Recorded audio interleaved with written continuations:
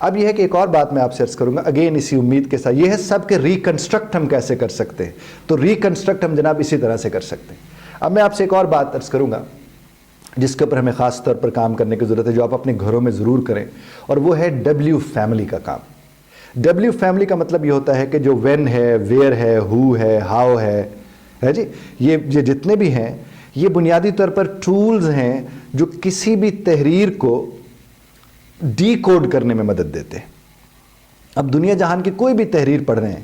اگر آپ کو یہ ڈبلیو فیملی اس کے اوپر لگانی آتی ہے تو آپ اس تحریر کو ڈی کوڈ کر لیتے ہیں، جب اس تحریر کو آپ ڈی کوڈ کر لیتے ہیں تو پھر آپ اس سے استفادہ کر سکتے ہیں۔ اب مثال کے طور پر ایک بچے نے،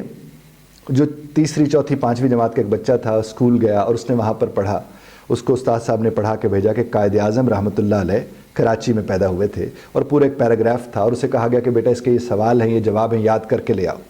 وہی بچہ جب ہمارے گھر میں آتا ہے اور گھر میں بیٹھی نانو دادو جنہوں نے کبھی اردو نہیں پڑھی، جنہوں نے کبھی اسکول نہیں گئی ہیں، وہ صرف ان کو ہم یہ بتا دیں کہ یہ بچہ اونچی اونچی پڑھے گا اس عبارت کو، اور آپ نے اس سے سوال کرنے ہیں،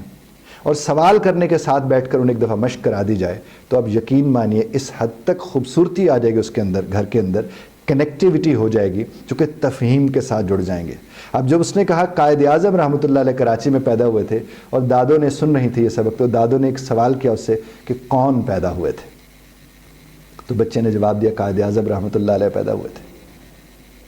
پھر دادو نے سوال کیا کہ کہاں پیدا ہوئے تھے؟ تو جواب میں آئے گا کراچی میں پیدا ہوئے تھے۔ اب ایک لمحے کو غور کیجئے، اس ایک جملے کے اندر کیا کوئی اور انفارمیشن تھی؟